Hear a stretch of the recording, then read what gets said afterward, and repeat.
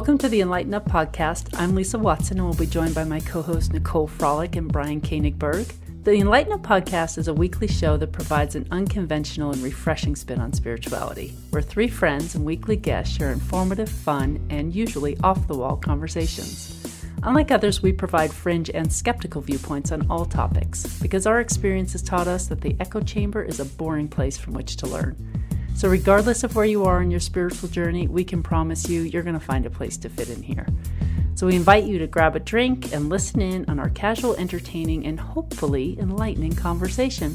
And enLIGHTenUP is a self-funded podcast, so if you would like to help us to continue to be able to produce, enhance, and expand the show for our audience, then please send your support using the link in the show notes, or go to our website, enlightenup.us, and check out our merchandise shop, where you can purchase merchandise that will allow you to express some spiritual humor. You may also show your support by leaving us a review on iTunes and following us on Facebook, Instagram, Twitter, and YouTube. Thank you all so much for listening and supporting us, and now let's jump right into the episode. Hi everyone, welcome back to the NICOLE podcast. We're really happy to have you here today. Lisa, Brian, and myself are excited to invite Zach Vorhies to the podcast. He is a former Google senior engineer turned whistleblower. Zach says that Google created algorithms to hide its political bias within artificial intelligence platforms, that the company targeted particular words, phrases, and contexts in an effort to promote, alter, and reference or manipulate perceptions of internet content. Zach, welcome to the NICOLE podcast. Thanks so much for being here today. Thank you. It's my pleasure to be here. Yeah, and I know for everyone who's probably listening to our podcast, because we're a spiritual podcast, they may be wondering how this relates, but you know, on this show, we've talked a lot about the Matrix, and Google right now is manufacturing a reality that doesn't exist. And we've spoken a lot about the Matrix and how the media and big tech use this to influence the way we think by telling us the narratives that they want us to believe. And it's a very subtle form of mind control in a way. And we talk a lot about discernment on the show and understanding how our individual sovereignty can be taken from us through this kind of subtle mind manipulation. But what you've also been exposing is that there's also a national sovereignty being manipulated here, and that's through elections, not just in the US, but through other countries around the world. So we're going to get into all of that. But Zach, why don't you tell us and the audience how you started at Google and why you wanted to work there in the first place?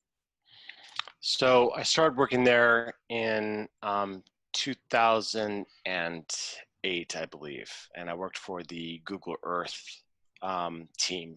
And the team was responsible for taking the Google Earth product and putting it onto the Audi navigation system, which I believe is the best navigation system in the world.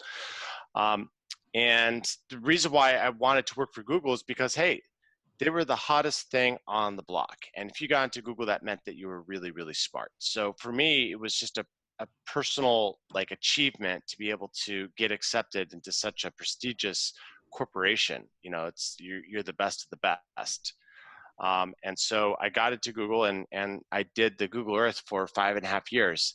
I left in 2013 to start my own company, which still exists today. The company's called Zackies.com. We sell the world's most advanced bicycle glove, which has a turn signal on the back.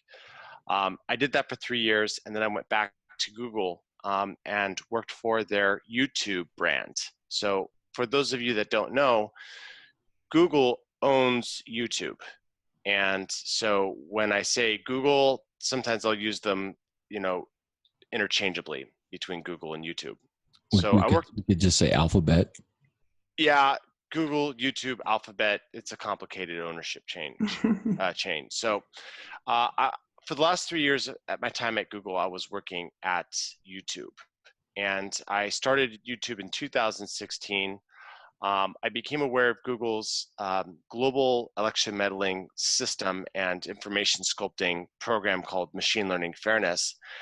And then I blew the whistle finally in 2019, June, and then also again in early August. I'm picturing the Google campus in my mind and imagining how awesome it would be on the the plaques on the wall, they give you guidance, this department's down that way. Right on the plaque, it said, Google election meddling department, 2 doors down.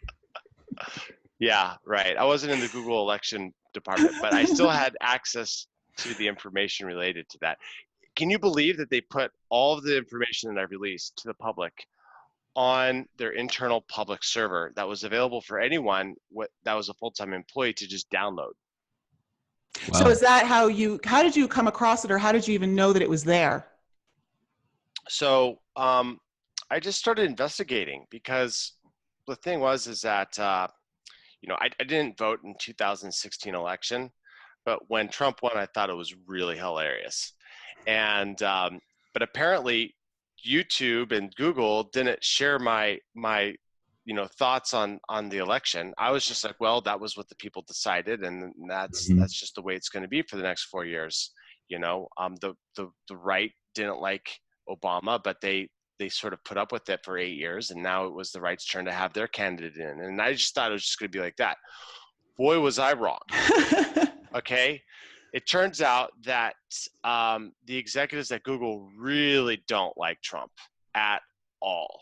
And so what happened is, after the election of Donald Trump in 2016, the executives of the company had a meeting with all the employees.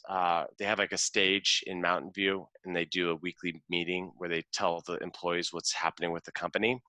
Oh, I thought you were going to say they tell you what to think. That comes later. And so they had a meeting, and they were it was kind of a fireside chat, and they were telling us about, the reasons why Donald Trump got elected, and that it was because there was a lot of racism and sexism, and that there was also Russia hacking our elections, and a lot of fake news that was, that was the reason why Donald Trump got elected. Sounds like a lot of projection. A lot of projection, right?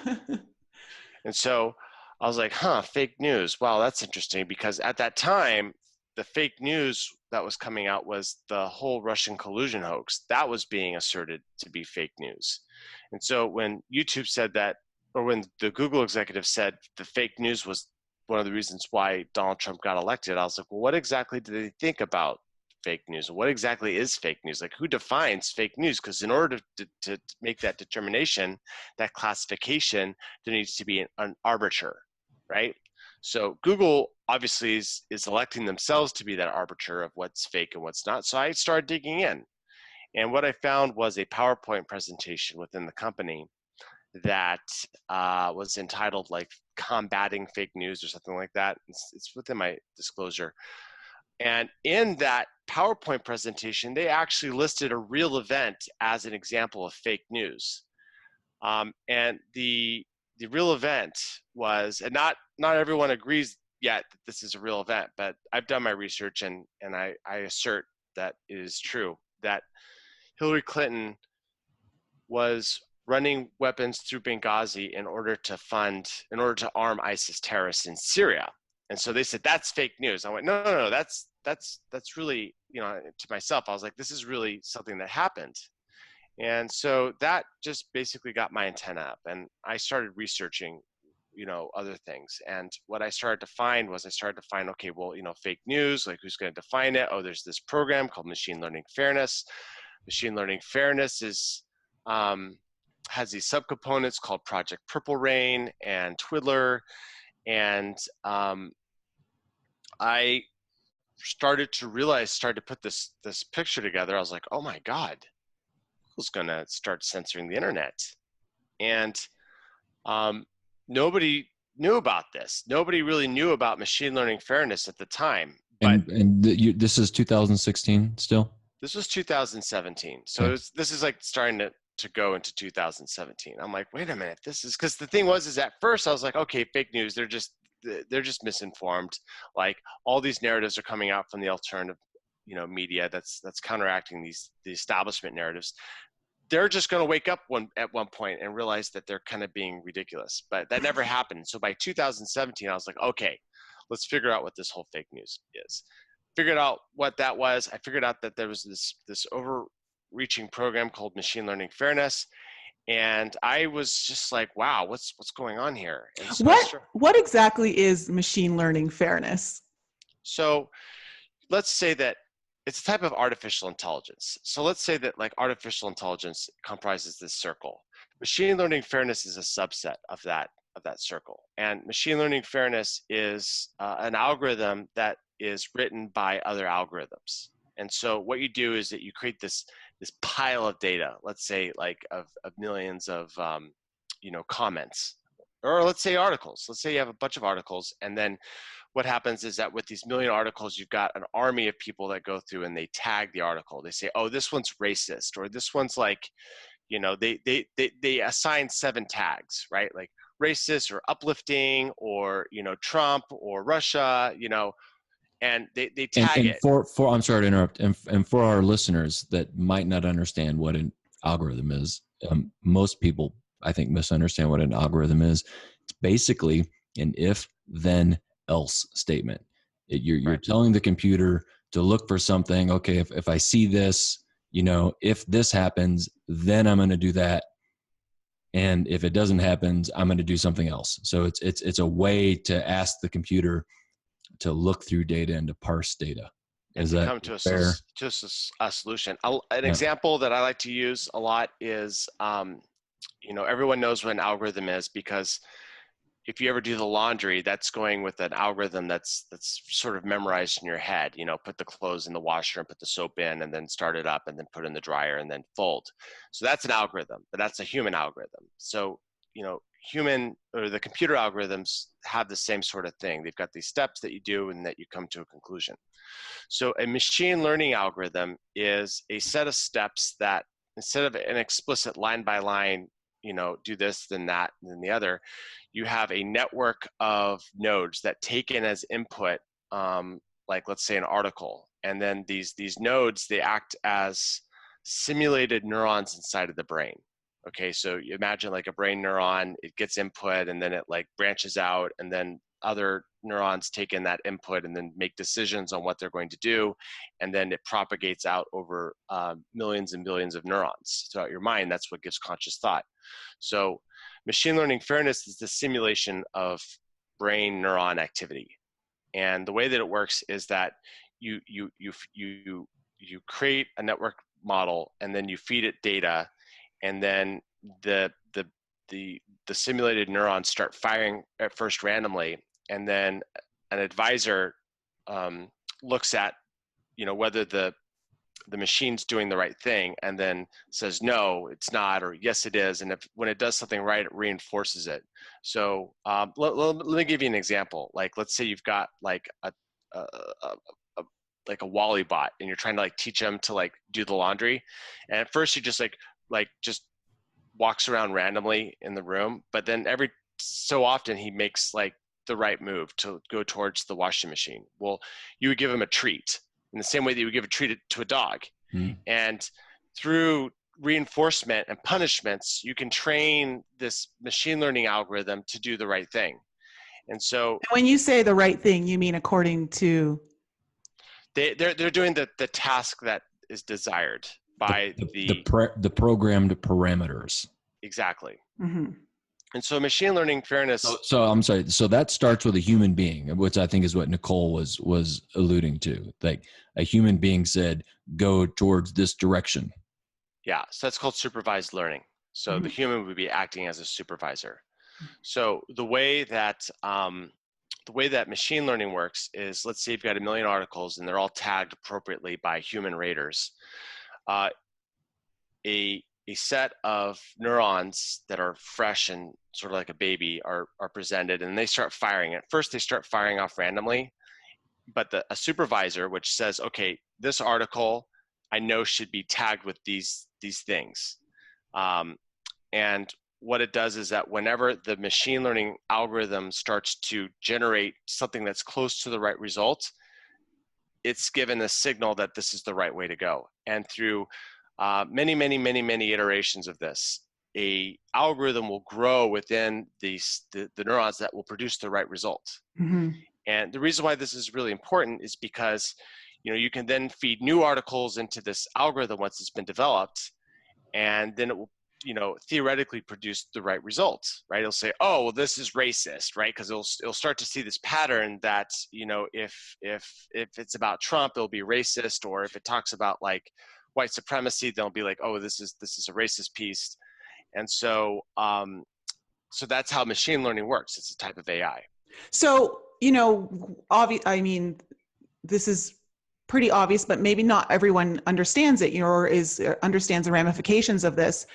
But what are your thoughts on having an entity like such as Google or a government telling us the way we should think, taking away our own ability to critically think and tell us, you don't want to hear about this, we're not even going to show it to you because it's fake, or it's you don't want to be seeing it, and take away your opportunity to critically decide for yourself.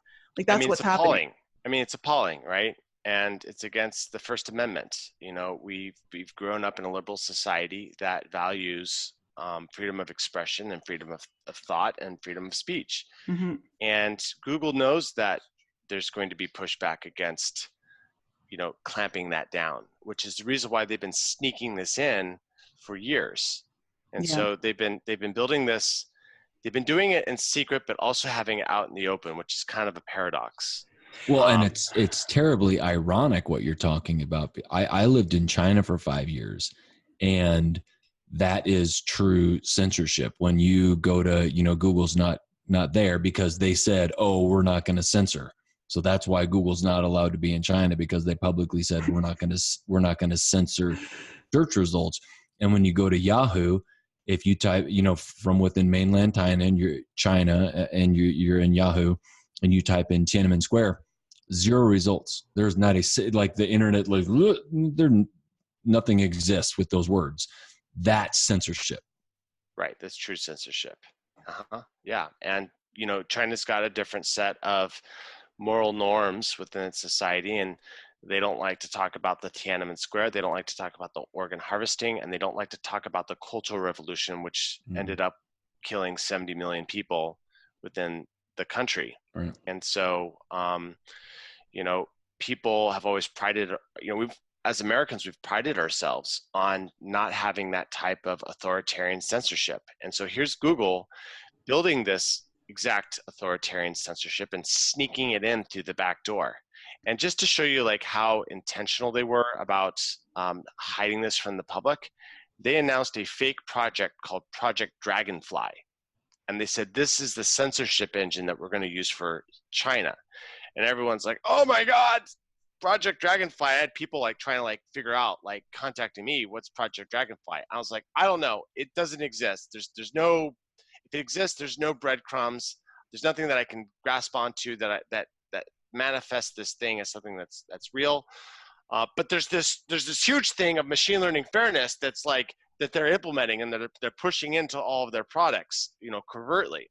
And so, this was something that that Google wanted to put in for quite some time. And so, I've been following this, this progress of machine learning fairness going into Google search, YouTube, video search, Google News.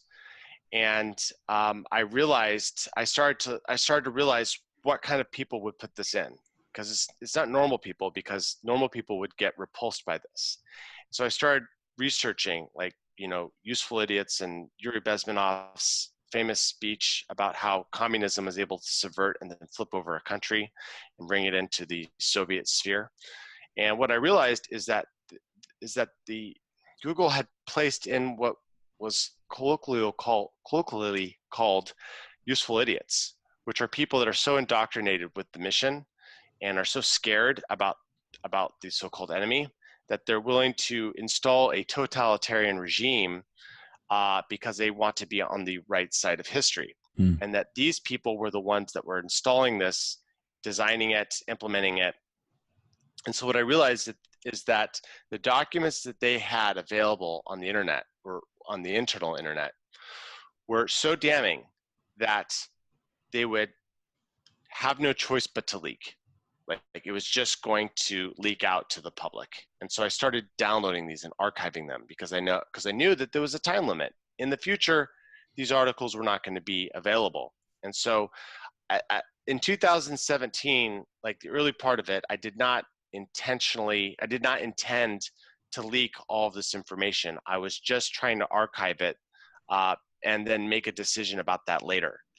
It wasn't until summer of 2017 that I hit a breaking point when the censorship got so bad that I caught Google deleting words out of their translation dictionaries in order to make a Trump tweet sound crazy. That's the covfefe, isn't it? That's the covfefe. Trump tweeted out, despite the negative constant press, covfefe. And he tweeted that out right after he went to Saudi Arabia. Now, that word was translatable by translate.google.com, and it translated into "we will stand up." So putting the whole tweet together, what Trump was saying was, despite the negative constant press, we will stand up. So, wow, okay. So, so the reason, why did they delete it? Google deleted the word covfefe because the New York Times ran an article saying that covfefe wasn't a word. And Google created a design document saying we need to get rid of this word, citing the New York Times article. What language is it a word in? It was Arabic. Okay. So it was an Arabic. He was in Saudi Arabia at the time, right? Yeah. So he had gotten back from Saudi Arabia on I think it was May 25th, 2017. And then I think he made the tweet May 31st, so 5 days later. And then within a day, the word was taken down. That's how quickly the New York Times and Google colluded to remove this word from, the collective conscious of our information systems. This is kind of a tongue-in-cheek question because I just really don't understand how it can work. Is there a sneaky bastard newsletter that all these guys subscribe to? Because you watch the late night talk show guys, that night they were all making fun. It had nothing to do with this is, the words not translatable or anything. It was just it just seemed like a weird thing. And they were all, I just remember seeing everybody was like, covfefe. And they were just, making fun of the word of the use covfefe. So are all the networks do they instantly know we have to, do whatever we need to do to make fun of Trump? Or, is it coordinated? It's coordinated. Is it? In my opinion, it's all coordinated. It's called the 4 a.m. talking points, isn't it? Yeah, it's called the 4 a.m. talking points. And what's that? So what happens is that the news agenda is set at 4 a.m. and a lot of the stories get published at 4 a.m. and then, or they internally get published at 4 a.m. and then they go out for the rest of the day. And that defines the news cycle for the next 24 hours. For the next 24 hours, yeah. And the 4 a.m. news cycle is something that's been talked about for the last 3 years in a lot of different circles. The thing that I believe that's happening is that the 4 a.m. is really important because it's the way that Google News is being programmed by the articles that come out. So, they've got these machine learning algorithms. Well, they have to take in data in order to understand how to rank search results for that day. And so what happens is that these 4 a.m. stories come in, and what they do is that they use that to train this AI system in order to prevent people from finding the information that they're looking for. And so a lot of the articles that you're seeing right now seem like they're written really weird. And what's happening is that there's this merging of keyword associations that they're putting into the articles, because what they're doing is that they're gaming the search engines.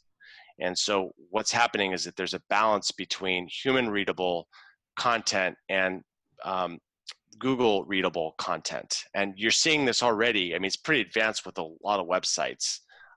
They're including like keywords that people are searching for within the headers of the document that they're publishing to a website.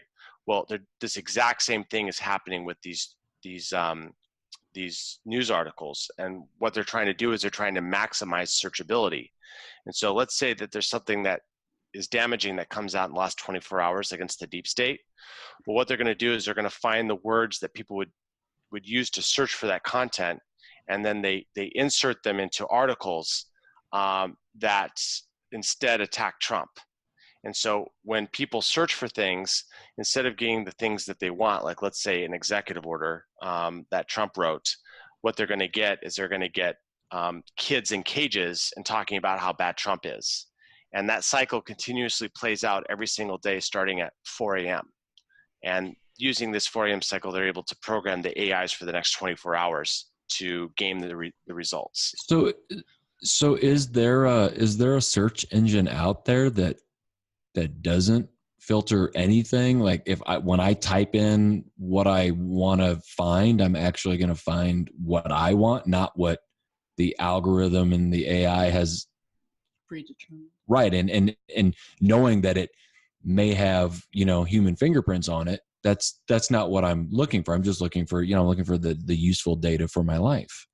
Yeah. So, there's bias in pretty much all the establishment players. Google is far beyond the worst. There's also search.yahoo.com, Bing. They're actually really good, believe it or not, especially since that's Microsoft, right? Bing? Yeah. But the ones that I use are DuckDuckGo and StartPage. I'm sorry, did you say DuckDuckGo? Like the children's game? Yeah, DuckDuckGo. I saw that on our website. I was asking. Huh. Yeah. Didn't DuckDuckGo get bought by Google recently, or is? I can't figure that out. Like I keep on hearing like stories that they are, but then other people are saying, no, that's fake news. They're still independent. So I haven't been able to find any evidence other than we'll never know the truth, will we? Yeah, maybe I should Google search it. Oh, you suck. That's totally what I was saying. Right out of Brian's mouth. you should Google that. Yeah. Okay, so it's obviously what you're doing is, talking a lot about the nefariousness of corporations like Google. Do you think that you doing what you're doing, you being on this show and you being on other shows and being, the quote unquote Google whistleblower, do you think that just makes people use Google more? I mean, Google can't be, I know you're afraid of what Google can do to you, or I want to understand that. But this is all press for Google. This is more press for Google than it is for you, correct? Or for what? The press is so bad. No. I mean, the thing is that yes, it's a lot of press, and there's this saying that all press is good press. Right. That's what I mean. I disagree with that. I think that's true if you're relatively unknown, but Google's brand is really suffering because all of their criminal activity and their sedition is coming to light. And look what happened after I did this drop. Let's talk about the drop. Like, take the audience through how you gave the 950-page drop to the DOJ. Right. So I just want to finish this thing. Since the drop has come to Project Veritas, we now have 50 states and territories.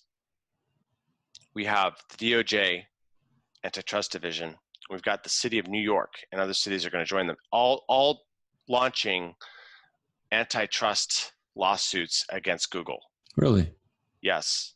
Congratulations. Thank you. It's the largest antitrust action that's ever happened in the history of the United States. Mm-hmm. Wow. It is. And I want to say, Zach, because I've had quite a few people want me to tell you this.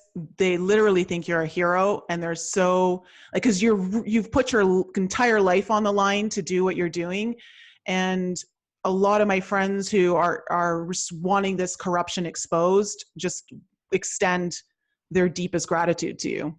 Thank you. I'm honored. Yeah. So I want to get back to your question, Nicole. What was the thing you wanted me to talk about? How I came to this? Take the audience through. Okay, so you went on Project Veritas and you did the night. Did you go on Project Veritas first before you dropped the document dump to the DOJ? So I actually had 2 interviews with Project Veritas. I'm sorry to interrupt. I have no idea what that is, and I know a lot of people that are in the know. What is Project Veritas? So Project Veritas is one of the last organizations that does any real investigative journalism. And, you know, you probably heard the sucking sound as investigative journalism has just been dying. Well, Project Veritas is the only company that I know of that is large scale and has relatively, well, I mean, I guess they're a small company. They only have 30 employees, but they do investigative journalism as their full-time gig. And they're trained by Blackwater in order to infiltrate and go undercover in order to get people to say the things on camera that they wouldn't say, in any other setting. And so when I wanted to break the story, because I can't just go to law enforcement, there has to be, the media has to support it in some way. They have to really push the story to get it out to the people, because ultimately it's the people and the manifestation of their will that the politicians are trying to follow. And so if they don't have if the people don't know about it, then the ability to affect positive change is diminished. So when, once I had this document trove, I started reaching out through my network, and the media networks that I talked to told me that the only place that had the integrity to bring this to justice was Project Veritas.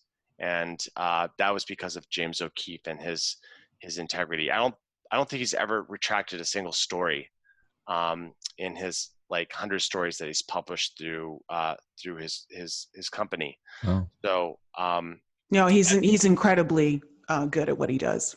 Exactly. So once I got in touch with them, they sent a handler to come to my house, and then he befriended me, and we got to talking. And it turns out that he was really woke and knew a lot about this stuff that was happening. We agreed on a lot of different things, and eventually I trusted him enough to just give him the entire document trove. And so so Project Veritas received that, and then were those 950 pages or documents? Was that the entirety of everything you took, or do you have a cache of more goodies? No, I don't have any more cookies. I've given them all to Project Veritas, and they've all been disclosed. So I gave 950 pages to them. Okay, and as a result, they sat on it for a year. Really? And I was like, wait, what's going on here? I thought something was going to happen, but nothing happened. And the person that I was working for, he got really upset that nothing was happening. He pushed and he pushed and he pushed, and then he got fired. I was like, well, I guess it's just not a story then. And I got really discouraged. And so, but then I kept on seeing this censorship get worse and worse and worse. And finally I was like, well, I'm not going to try to push my luck again. If Project Veritas and Breitbart aren't going to push the story, then, I just need to eventually get out. So I decided in June of 2019 that I was just going to resign. It was after the latest YouTube purge that they did, and they started clamping down, and they erased the recommendations. And so people saw the recommendations drop by 90%. So wait, when you did this, you were still working with Google? Still working. Uh-huh. Oh. Mm-hmm. Yeah. And institution can survive a lot of things, but they can't survive treason. So, if you're going to take it down, that's how you're going to take it down. So, so Project Veritas has the documents. They're not doing anything with it. I'm getting frustrated. The whole recent demonetization adpocalypse thing that happened in May, I was like, that's it. I can't take it anymore. I got to leave. So I tell my boss, hey, I'm going to resign. Like officially, I'm going to give my resignation letter next week. He said, okay, I understand. You know, is there any place else you want to go besides this team? I was like, no, my problem's with the company and the censorship, and it's a moral thing that I'm doing. I got to leave. He's like, okay, I understand. And so on the day that I was writing my resignation letter, I get a call from the executive producer of Project Veritas. And they're telling me, hey, look, we did this sting operation on Jen Janai, I think she was like AI trust and safety at the time. And they're like, we got this undercover sting and we got this transcript. We're wondering if you could take a look at this transcript and tell us what you think about it. And so I read the transcript. I was like, oh my God, she was admitting that they were trying to stop the next Trump situation in 2020. Wow. Yeah. And so I told them, I was like, well, you caught her on video on everything that I've been telling you guys for a really long time. You know, now she just said what I was telling you. So I'm really happy that you guys got this. And they're like, could you come to New York and talk about this on camera? And I said, I'm actually resigning today. So I got off the phone. I wrote the best and only resignation letter I've ever written in my life. And I thanked everyone for what an incredible experience it was. But I didn't go to work that day. I stayed home.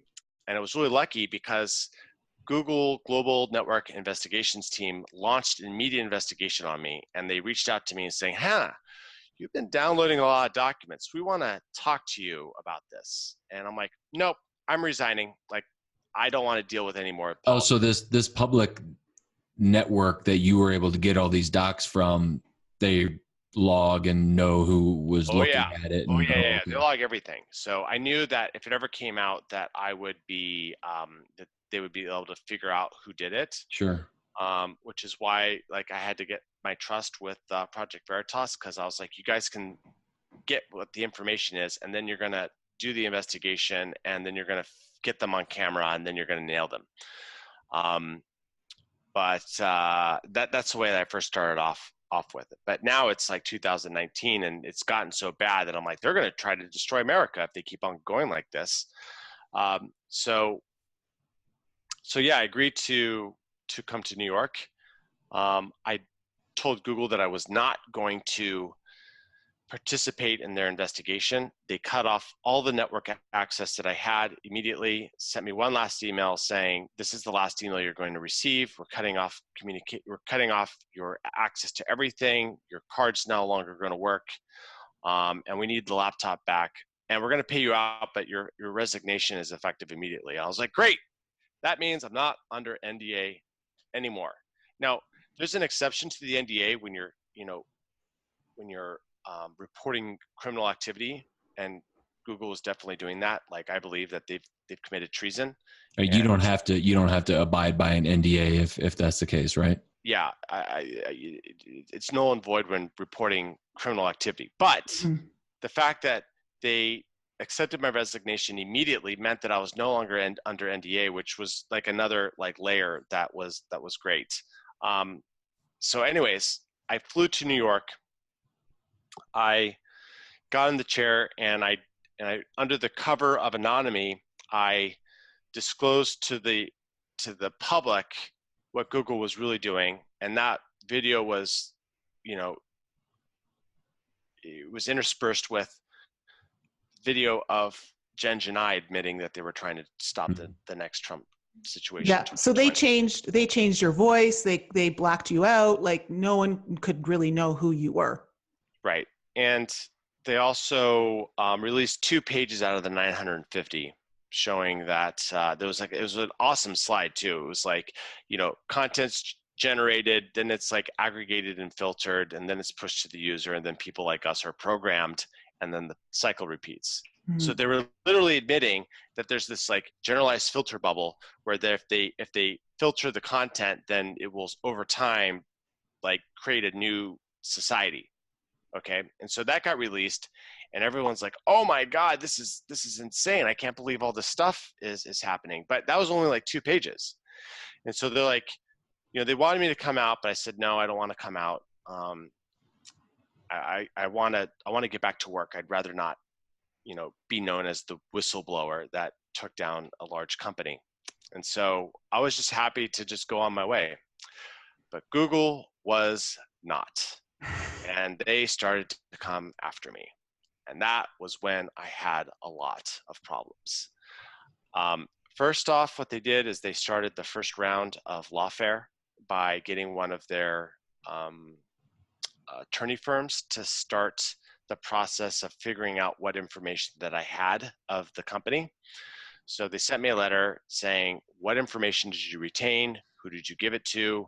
And we need access to all of your, laptop and backups.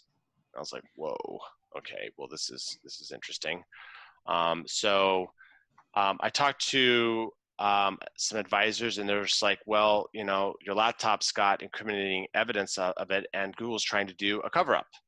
They're like, so what are you going to do? And I was like, well, if I help them delete it, then I'm engaging in this. I'm colluding to cover up a crime. So I got to do something with it.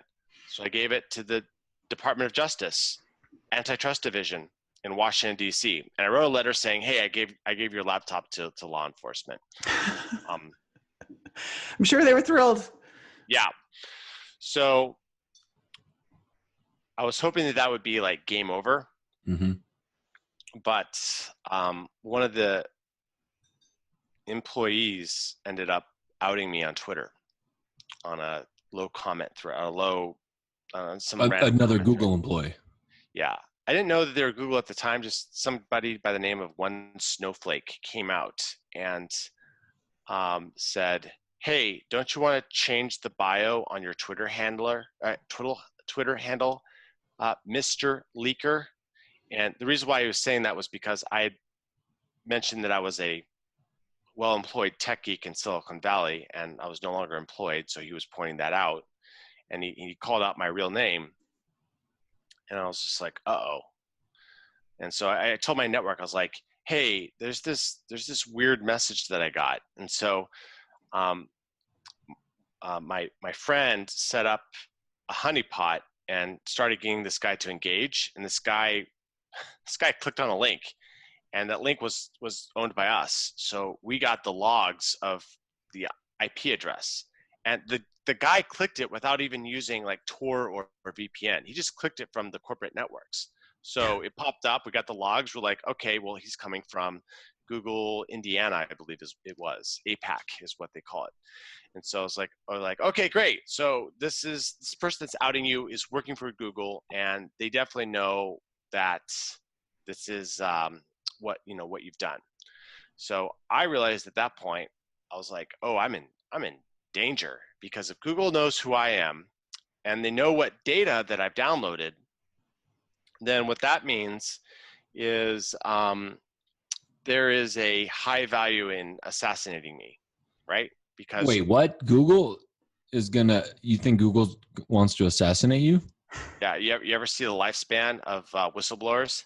Not that long, okay? Google is a giant corporation with a nearly $1 trillion stock cap, okay, that I caught rigging or meddling in elections on a global scale. You think they're just going to let like some guy just go out and walk into the media and disclose all of their dirty secrets and take down this political machine? I don't think so. I don't think that they're going to Kevlar vest. Yeah, right. So at this point, I'm like, well, the chances of assassination are now immediately high, and I need to do something in order to prevent myself from getting assassinated. And I knew that I couldn't really prevent it. It was more like I would reduce the chances that it would occur. And so what I realized is that the value in assassinating me at that time was really high. They could prevent the disclosure of information to the public. Additionally, since I was not well known, it would be a conspiracy theory that it was a political hit job, right? So to our listeners, this is an algorithm, because this is a true programmer figuring out how not to get assassinated. Yeah. So I developed an algorithm on how not to get assassinated. So what that was I had to release all the information to the public. to bring down the value, and then I had to get eyes on me. And if I could get the eyes on me, then that would basically, I mean, be like Jeffrey Epstein committing suicide all over again. They're like, oh yeah, he just died after he like disclosed all this information. How convenient for Google. Yeah. So that was my strategy to reduce the suicide or the forced suicide chance. So to let Google know that not to assassinate me, I set out a dead man switch, which is still available on my Twitter profile, Perpetual Maniac. And I said, hey, in the event of my untimely death, all documents will become public. And so I tweeted that. Well, a few hours later, Google called in a wellness check. But unfortunately for them, they fell for my decoy address. So instead of sending the police to my address in San Francisco, they sent the police to Richmond. So the Richmond police show up. They're trying to get a hold of me. My friends are there at the house. They're like, Zach is not here. And they wouldn't believe him. They were really trying to get a hold of me. But I'm not there. So eventually the police leave. And my friend gives me a call and he's like, yo, Zach, like these people really, really, really, really, really want to get their hands on you. And I'm like, oh, wow. Well, I hope they, I hope that's the end of it. I hope they, don't try here. 30 minutes later, they're knocking on my door. Okay. And where you actually are. Where I'm actually are. Right. So I've got like a gate and then I've got like a door. It's kind of the San Francisco, like, on a busy street sort of thing. So we've got like a metal gate. That's a security gate. Well, they're on the outside, like ringing the doorbell on that gate. And I'm like, yep, I'm on the second floor. I'm like, I'm not going to answer this. So I lay low. Well, now all of a sudden I hear them like banging on my door on the inside. I'm like, how do they get through the gate? But they're not announcing themselves, and I know my rights. I don't have to talk to the police. So I just don't talk to the police. And, but they kept on banging, man, they kept on banging. I'm like, oh man, this is crazy. I sneak over to like a window and I can hear them talking to my neighbor, and telling them something like, well, if you hear of anything, let us know. I was like, okay, it sounds like they're leaving. I'm just going to lay low. But I had noticed that there was this cop car across the street, and I was noticing this because I was like hiding next to a window and I was putting up my phone, like this, and then looking at the screen, and I could tell that there was a cop car on the other side. What I didn't realize was that they had decided to escalate. And the reason why they decided to escalate is because there was a tin can filled with denatured alcohol that was right by the entrance of the gate. It's used for fire spinning. My roommate is a fire spinner, and she does like a bunch of performances. So the cops looked at this and they said, is that a bomb? That could be a bomb. Maybe this is a bomb. Let's call the bomb squad. So Nice. They call on the bomb squad. And because they call on the bomb squad, well, they now have to shut down a section of Valencia Street. So they shut off 20th of Valencia all the way down to 22nd of Valencia. Okay, shut it down. The theater right next to me gets evacuated. The SWAT team's called in, and there's police officers with sniper rifles that set up to the other roof. Now I don't see this. All I see is that there's a cop car on the other side. And I'm like, wow, man, they're really hanging out. What's going on? And so what I do is I'm like, you know what? Like, I'm just going to go into my room and I'm going to start playing video games. And then I'm just going to wait this whole thing out. So I'm sitting there playing video games and I hear this like helicopter, like coming really close to the house. And it's like circling and it's like circling out for 10 minutes. I'm like, what the heck? I was like, no, he can't be going looking for me. Right? I'm like, no, that would be a conspiracy theory to think that they're actually like coming for me. Right? What video game were you playing? I was playing Katana Zero, which is one of the best games I've ever played in my life. Cool. Thanks. So, it was that. And then I switched to Broforce because I was getting nervous. So I needed something to like, keep my mind focused. Broforce is another one of the best games I've ever played in my life. It'd be funny if you're playing something where, you were like a cop and kicking down doors and. ironically, in Katana Zero, you're killing cops. So, anyways, so my friend who lived in Richmond, who the police first came to his house, he comes to my location because he's worried and concerned about my health. Well, he finds out that the whole roads are blocked off. So he gives me a call. He's like, yo, man, like the roads are blocked off. I'm like, no, you're joking. No way. And he's like, no, dude, I'm serious. And I could tell like when he's serious, and I'm just like, are you kidding me? And he's like, yeah, I'm going to go talk to the police. So he goes and he talks to the police, and yeah, sure enough, they're trying to get to me. They're trying to perform a wellness check. They're trying to ask me 6 questions, okay, about whether I'm feeling suicidal, right? That's why the helicopters are there, okay? Right, and 2 blocks are closed down because that's what you do for a wellness check. Yeah. What a clown world. So now I'm in communication with the police officer who is trying to negotiate me out. I'm like, look, man, it's really simple. I don't want to come outside. Like, I don't have to talk to the police. Like I'm totally fine. I believe that they're like, well, why would a wellness check be called on you? And I'm like, it's probably Google, and it's probably because they're retaliating against me for disclosing their criminal activity to the DOJ. And I was like, look, I've got proof, and I sent them a picture of the letter that I'd written Google. Well, that wasn't good enough. Like, he was like, no, we got to ask you these questions. It's just going to be these 6 questions. I was like, no, I'm not going to talk to you guys. I'm sorry. So I'm in there, and then my buddy Will, he calls me back, and he's like, yo, man, they're really not going to leave. They're going to stay here for as long as it takes. They're going to set up shifts. They're just going to keep on like doing this until you come out of the house. Can you explain to the audience why you were so adamant about not answering the questions? Actually, I told him, I was like, just ask me the questions over the phone. Mm-hmm. They were telling me that they couldn't ask me the questions over the phone. They wanted to ask me the questions in person because the excuse that they gave is they had to see my face because, I don't know, maybe they're trained in face reading, so they need to like see my face. And so eventually I'm like, okay, look, if you want to ask me these questions and you can't leave until you ask me these questions, then I'll meet you downstairs at the gate. You can see my face. You can ask me these questions, and then we'll resolve it. Okay? And he's like, okay. Somebody in the tech world should invent some sort of way that you can talk to people like your phone and see their face at the same time. Like I can see your face. I can see your face at the time I'm talking with you, and they could call it FaceTime. Yeah, FaceTime. You could be a millionaire. You could be a billionaire. You should call Bill Gates and tell him about that feature. So we have an agreement now. I'm going to come out to my gate. They're going to see my face. I'm going to answer their questions. It's all going to be good. They're going to de-escalate. I go downstairs to my gate. I can't pass the gate. Why?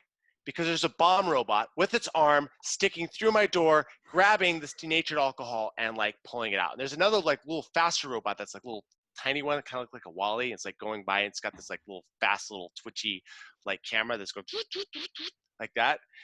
And I'm like, I call the police officer back. I'm like, I can't get out of my gate. You've got your bomb robots there. And they're like, well, we've got to clear the area of explosives. And so they couldn't leave until they pulled this bottle out. So they pulled this bottle out, and I'm like, okay, great.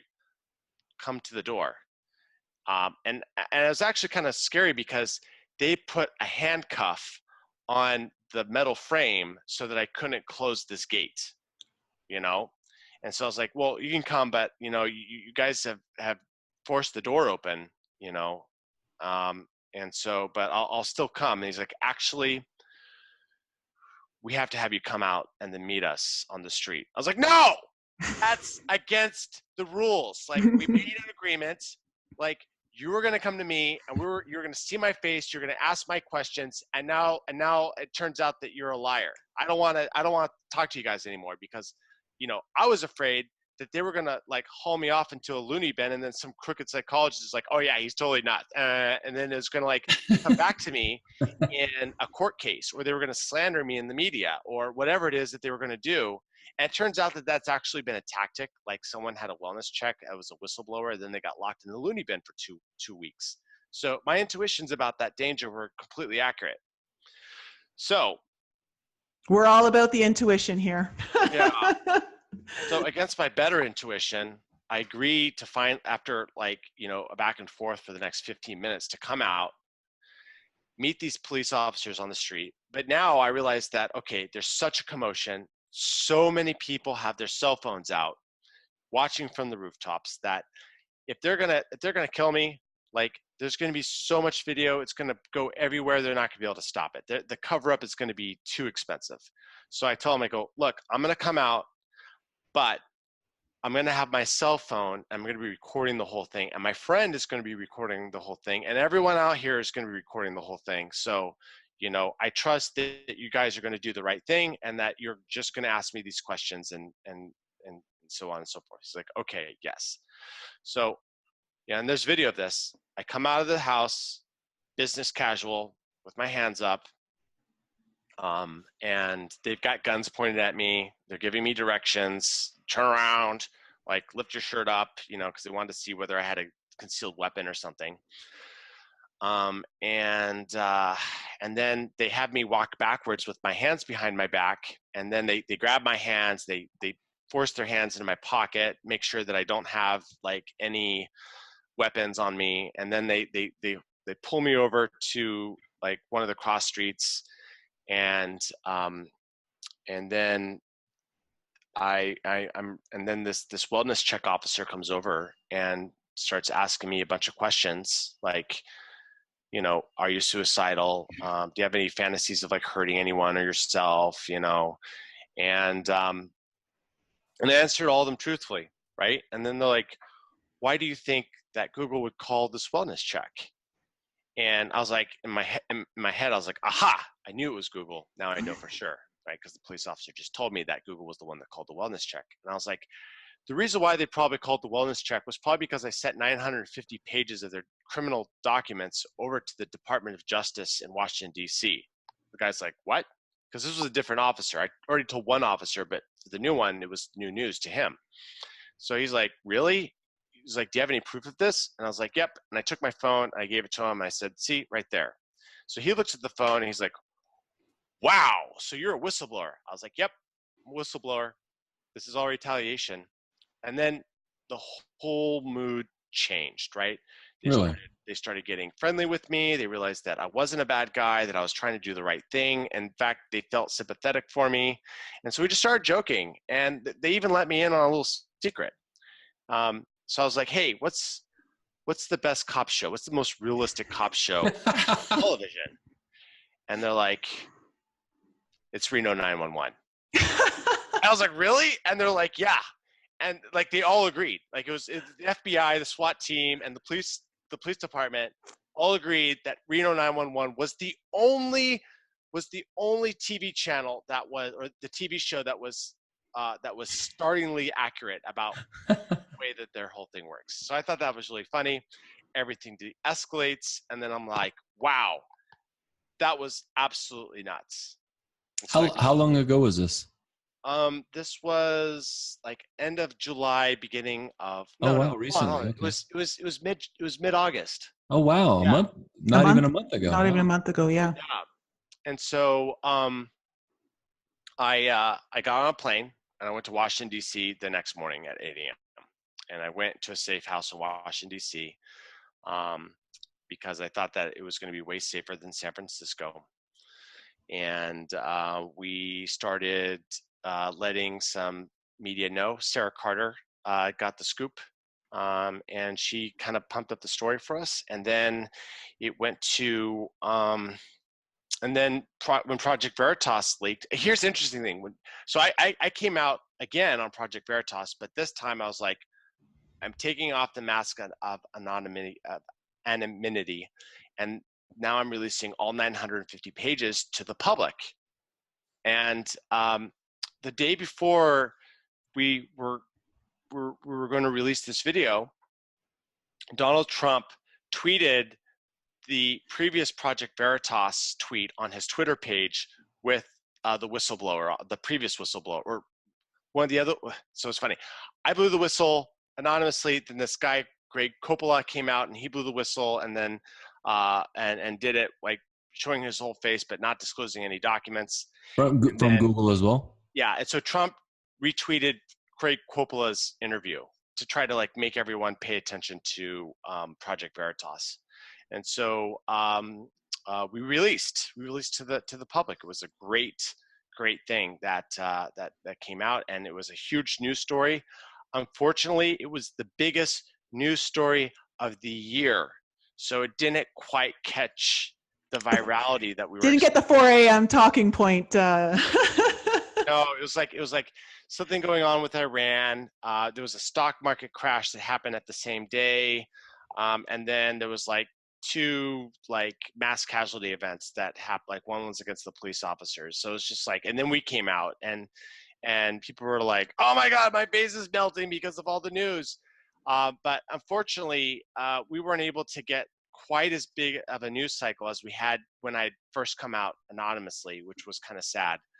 And then the information that I had released was so damaging that I believe that a lot of it got blacklisted. Like Fox is still barely like tangentially talking about it, but they've mostly pretended like it hasn't happened. Of course, the left-leaning news sites like MSNBC and CNN, the New York Times, they're putting their ears, their fingers in the air, and they're like, nah, I can't hear you. And they're not even recognizing that this story, is existing. And so, but it doesn't matter, because my belief is that every single intelligence agency around the world has downloaded these documents. The attorneys have downloaded these documents. Academics have downloaded these documents. Robert Epstein, the psychologist who has been blowing the whistle on Google's election meddling, he downloaded all these documents. He's just like, man, this is a treasure trove. And now what you're seeing is that as the result of all this leaking, the city, state, and federal government are now enacting antitrust litigation against Google. Yeah, it's I think it's going to the Supreme Court on Monday, right? Or something's happening in the Supreme Court on Monday. Yeah, there might be a Supreme Court play. I do know that from the city to the federal government, they're all chasing this. Yeah. And there is, and then there's class action lawsuits that are being formed right now with the content creators. And then also in Germany, there's like a workers union, because they've got stronger unions over there. So they've got a union that's like banding together and creating a class action lawsuit. So everyone at this point is like really getting excited for this, because Google's beyond censorship. Like it's draconian. They've gone against their mission statement of organizing the world's information, making it universally accessible, and they've sacrificed everything so they could support Hillary Clinton. Okay, one of the worst criminals ever to enter into our political system, and the fact that they threw all this away for to support Hillary, and then to try to unseat the president of the United States by allowing their systems to be hacked.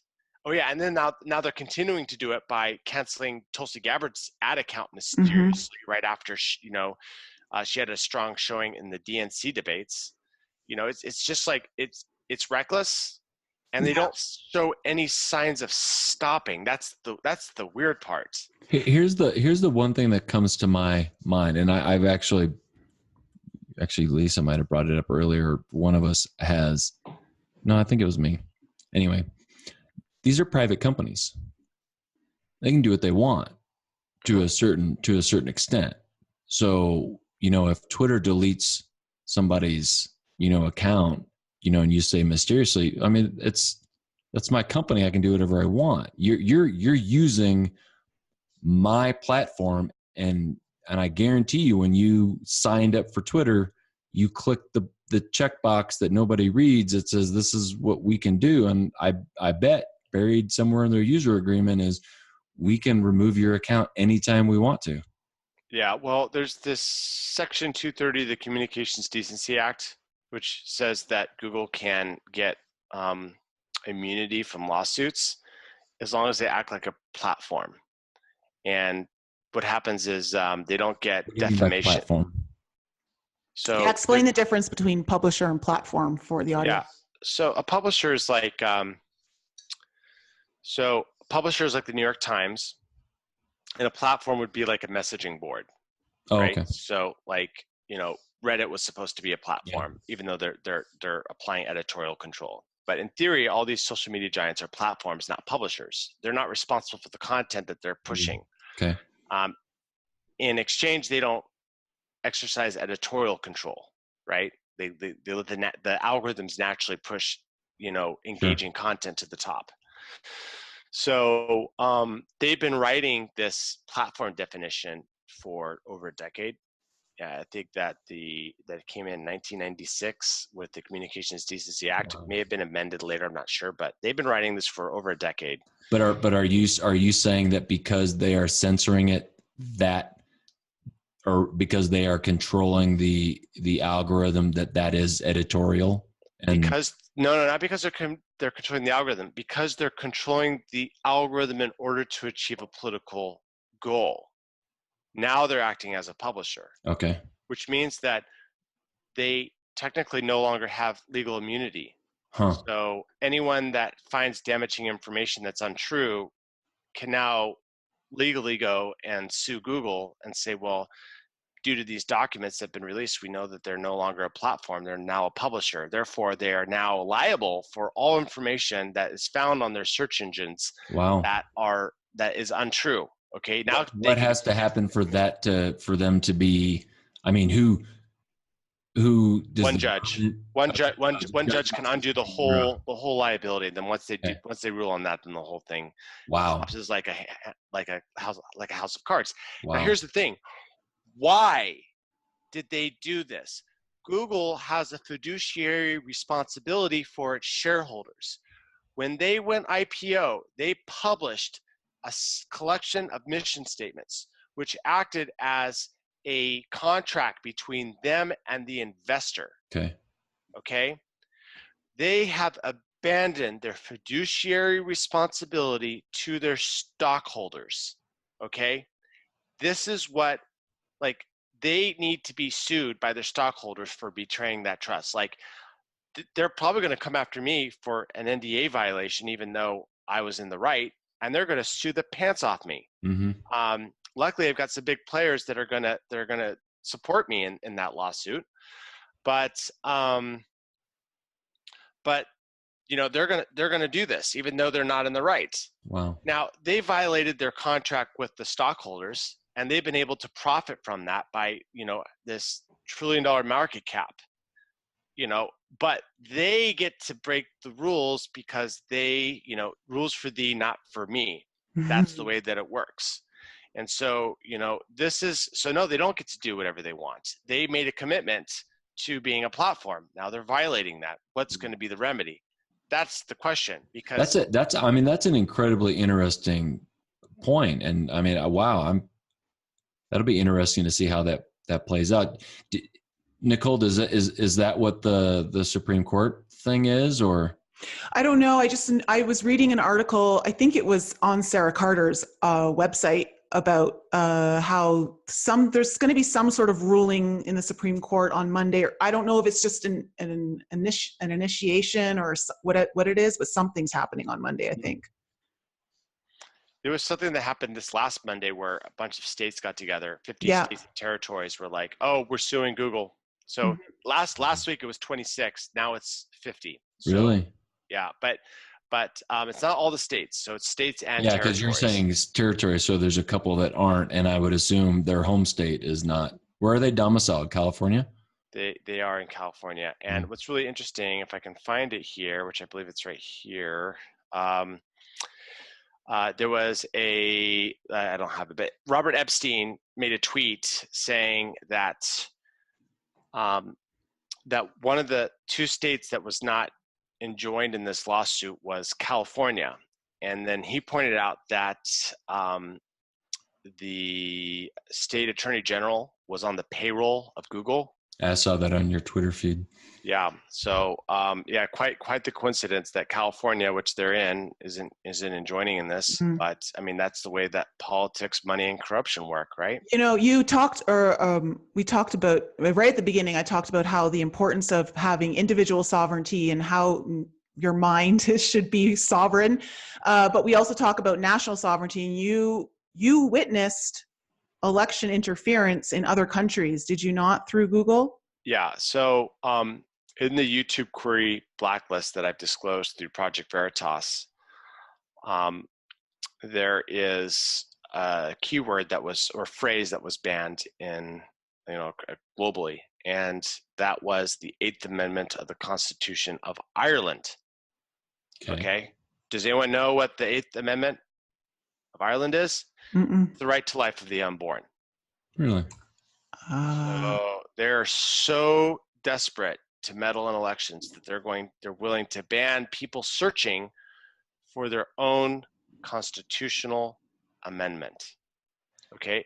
Then I learned that Brazil had a Supreme Court case where they found that Google was guilty of colluding with the current president's opponent in order to push negative news against Bolsonaro. Is that his name?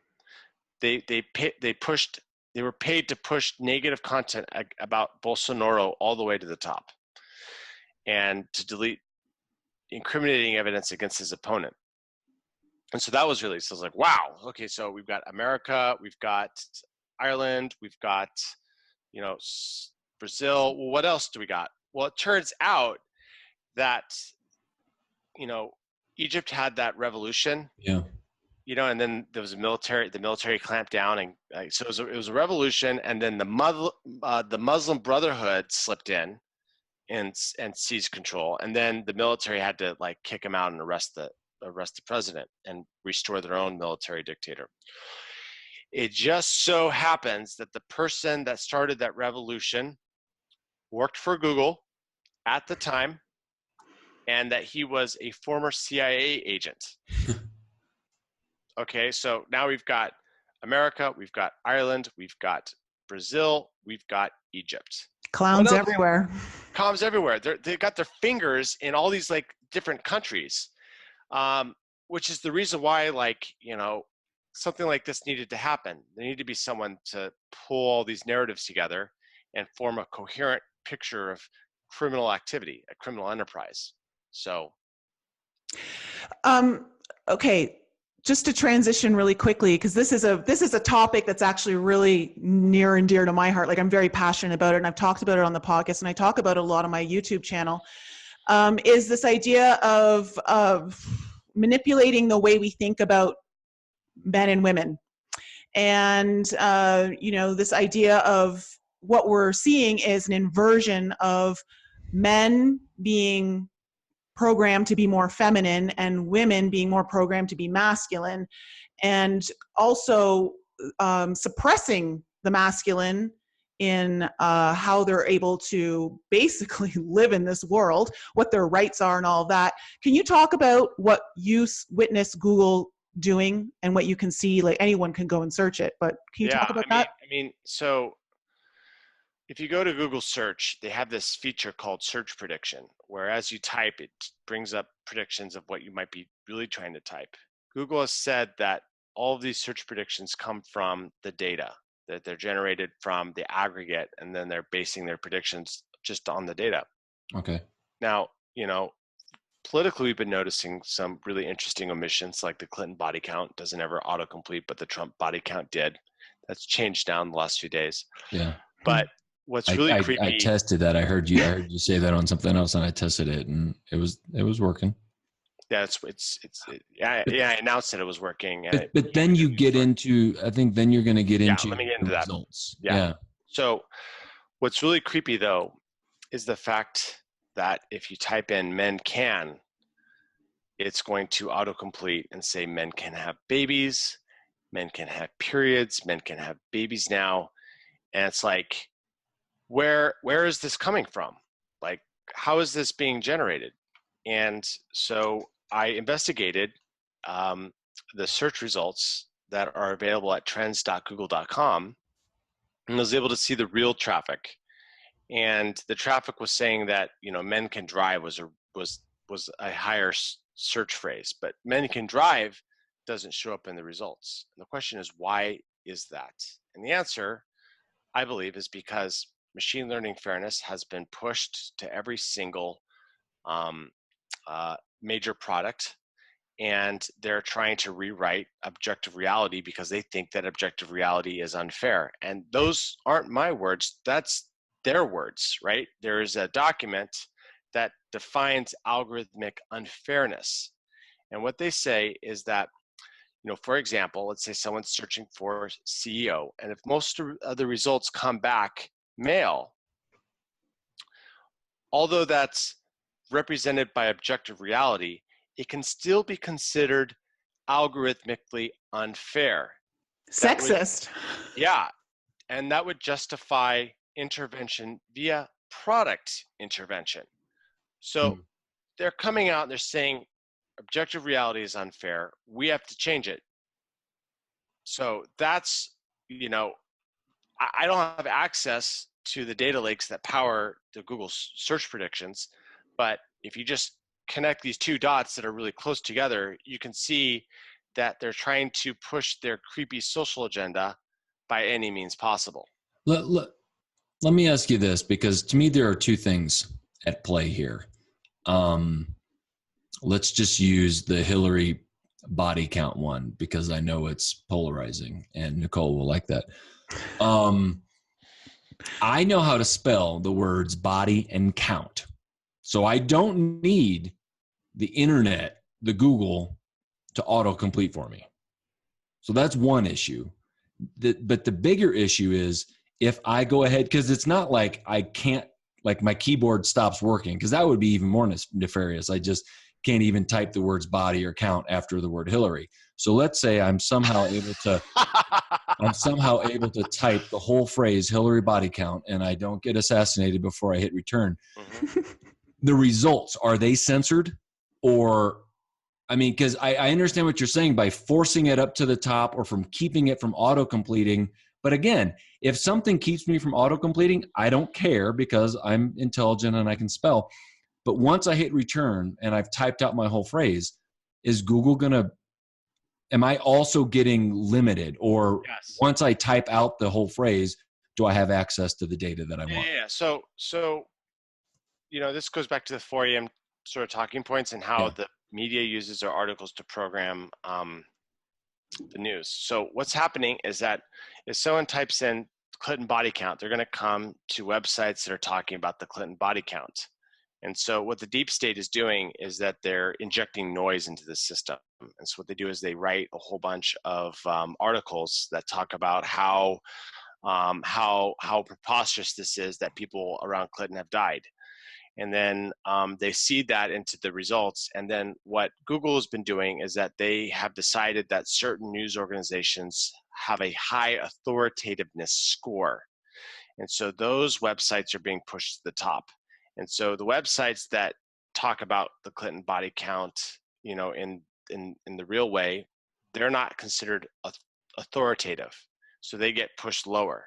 So if I go to Google, Bing, Yahoo, DuckDuckGo, and I do the same result, I'm going to get the same search, I'm going to get 4 different results. Like some are going to give me, there's not one. Try it right now. Go to bing.com. You buy a computer? Yeah, I am. I have to be. We're on the internet, dude. Go to Bing. Bing. I can't even open. It won't even let me go to Bing because I'm talking to you. Oh man! So Bing doesn't autocomplete for it.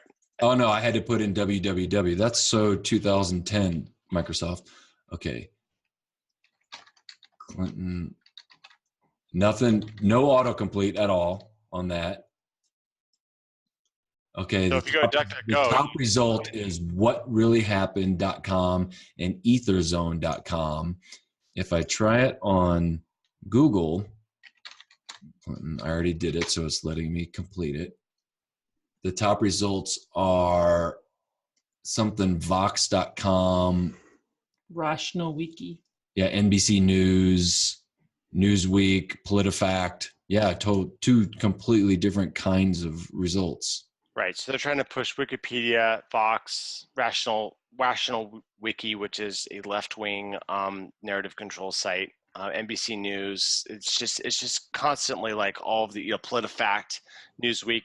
They're and all these narratives are all colluding to say no. The Clinton body count is not real. Everyone that believes it is just a bunch of nutcases. But when you actually look at the Clinton body count and then you look at each individual story, it's like, oh, this is actually checking out. This is actually something that's going on. So yeah, that's the effect right there. So how do we get Google is Kleenex, right? I mean, if you want to search something, even if I don't use Google, like when I lived in China, I could not use Google, so I would use Yahoo or Baidu. I would still say I would just Google it. It's synonymous with looking up information because that's how they started. Just Google it. So, I mean, how do you un-Kleenex Google? I mean, how do you turn it into Kleenex or what? No, I mean, when I say Kleenex, it's tissue. It's a generic term. So you're talking about generifying. Kleenex is a brand that is. Everyone says, oh, here's some Kleenex, but it may be somebody else's brand or a generic brand. Google is the generic search engine that everyone says, even if you don't use Google, you just say, the phrase, look it up on the internet is shortened to Google it. Yeah, exactly. So you're asking about how do we pull Google into its trademark into the public sphere and make it so that they don't own it anymore? I don't know. Like Google's a really expensive company, like, Disney. All these other companies, they try to prevent I think it's called genericization of their trademark. So good luck with that. There's a big fight ahead of it. But the thing is that there's actually a couple things that I think are going to happen. One is that I think that people are going to stop. They're going to start to diversify, and they're going to start using other search engines to get a different picture of it, because now that everyone knows how biased Google is, why use it?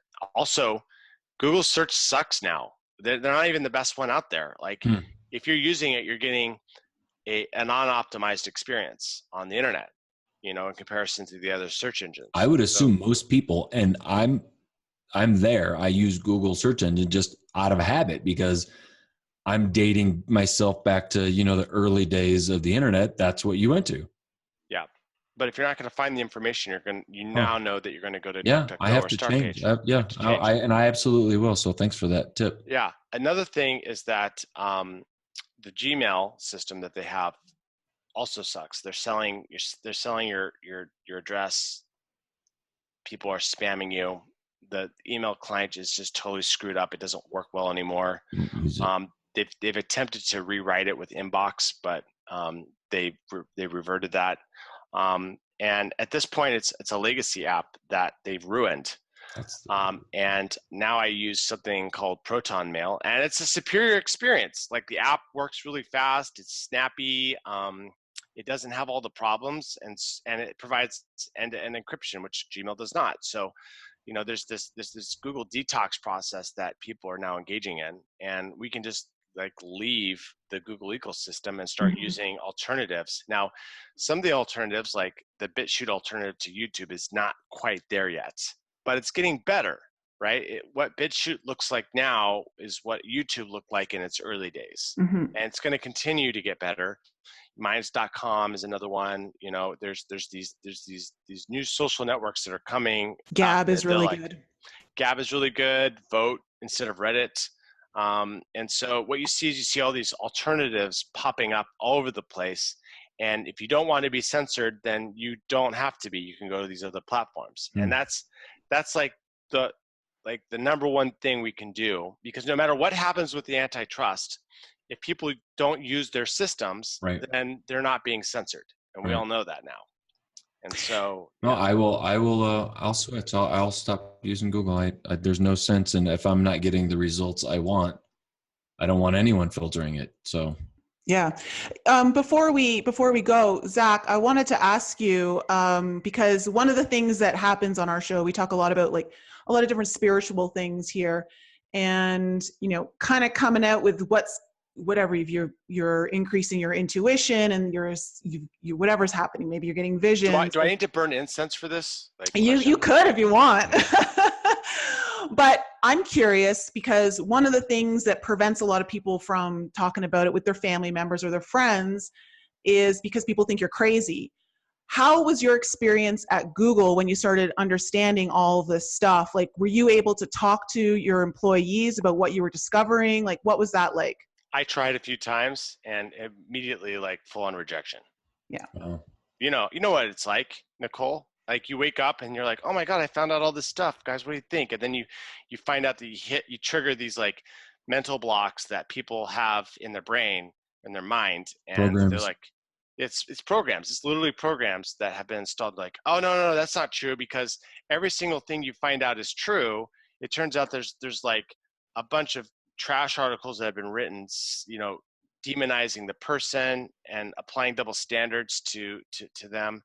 And you see this over and over again. And then what you quickly realize is that, oh, not only do they have us deceived, but they have countermeasures so people can't wake up.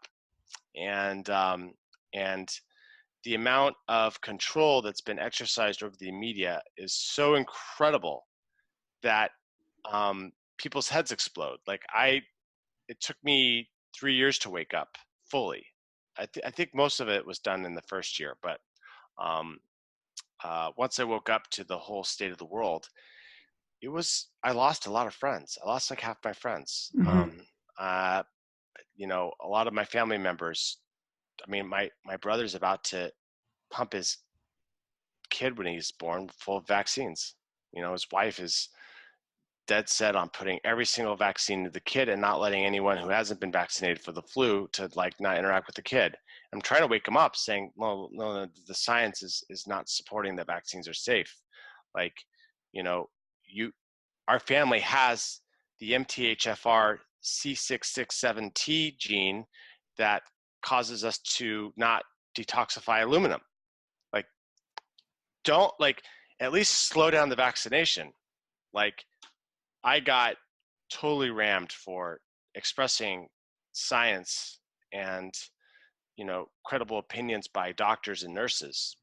And how do you reach these people? Mm-hmm. Like, part of me just wants to cut off the sleepers and, I've got like an island now of people that are woke, and we're great. Like it's a very loving community. We understand what's going on with society. We're trying to be the guiding light to a lot of other people, but like the amount of cognitive dissonance that exists in society is just I never thought that it would exist to the extent that it does. I thought that people were a little funny, in what they believed. They're kind of like a little bit sheepish, but I didn't realize how far the rabbit hole actually went. Mm. Yeah, it goes really deep. And it's interesting because, Lisa and I, we've been really kind of aware of a lot of this stuff since our teenage years. And of course it opens up more and more as you go through this, but I would express this stuff when I was in my late teens, early 20s to my family. And I started off with more of the healthcare stuff, like what you were just talking about. And I would just get laughed out of the house. They're like, Nicole, doctors would never do that, or the government would never do that. And I was just always the conspiracy theorist of the house. And it's hard when, this was 20 years ago. And so now I feel like, there's a lot more people that are waking up to it. But I've realized how much people have based the truth of who they are into this narrative that they've been fed, spoon-fed. It's not even like people in all directions, and all that comes from everywhere. Everywhere, music, movies, news, magazines, everywhere. And just realizing how much that if they were to even believe part of that, I think they wouldn't even know who they are. And that's what's causing people to have this cognitive dissonance and shut down. I'm like, no, you can't tell me that, because if you're telling me that, then that means I've allowed someone to lie to me my entire life. And what does that say about me as a person? Yep. Mm-hmm. Yeah. It's a tragedy. Yeah. So, well, thanks so much, Zach, for coming on, and thanks so much for being so forthcoming with everything you're doing. You're doing huge, huge work. We all try to make a difference in this world in our own way, and you've just made a huge splash in the ocean, as far as I'm concerned. And thank you for being a part of Google Earth. I'm a landscape architect, and I've used Google Earth Pro for a long, long time, back like day one. So I still use it almost every day. So wow, I can't stop using Google Earth, unfortunately. Yeah, there's it's ArcGIS maybe. That's the yeah. thing. Yeah. So Zach, tell our audience what you need from them. So to keep you alive. To keep me alive, I need more eyes on me. And so what I'm not asking for donations, I'm not asking for anything except for the audience to find me on Twitter. My handle is Perpetual Maniac. You can also find me under Zach Vorhies, and add me as a friend and follow and like the things that I'm doing, because my Twitter stream has been converted into a news information distribution for the media, and the media is following me. And when I retweet something that's breaking news, it ends up on Zero Hedge. But the thing is that I need engagement. So I need users to come. I need them to like my stories. I need them to click on the pictures, because all those get registered as clicks, and they get registered as engagement. The story goes viral. And what happens is that when people look at my feed, they see the things that are trending, and then those turn into stories. And then when they write a story on it, I send people to re-like their story by retweeting the story on my feed. And so, people want to do something against Google. If they want to do something against Google, follow me, like the things that I like, retweet the things that I retweet if they want, but the likes are more important. And if they can do that, then they're going to be able to assert their sovereignty from the comfort of their own home, optionally in a bathrobe. And stop using Google like I'm going to. Yeah, stop using Google. They're nasty. And somebody send in a Kevlar vest, and we'll make sure we get it to Zach. Yeah.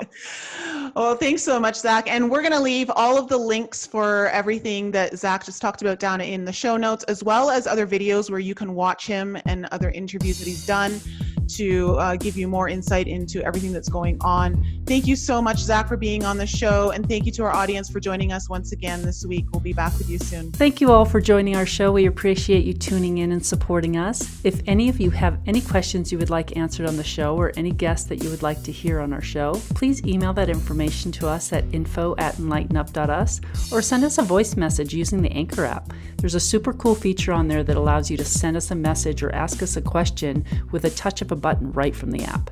And please continue to support us by following us on Facebook, Instagram, Twitter, and YouTube. And if you haven't checked out NICOLE's channel on YouTube yet, head on over there for some more insight from her, or you can visit her website, inflexibleme.com, where you can book a personal coaching session or a tarot reading, watch some of her most informative videos, or you can sign up for her newsletter. And if you're interested in some light language healing, head to my YouTube channel, Lisa Loves Love, or send me an email to lisa@lisaloveslove.com to inquire about your own personal reading. Thank you again for joining us and supporting us, and we'll be back with you all next week.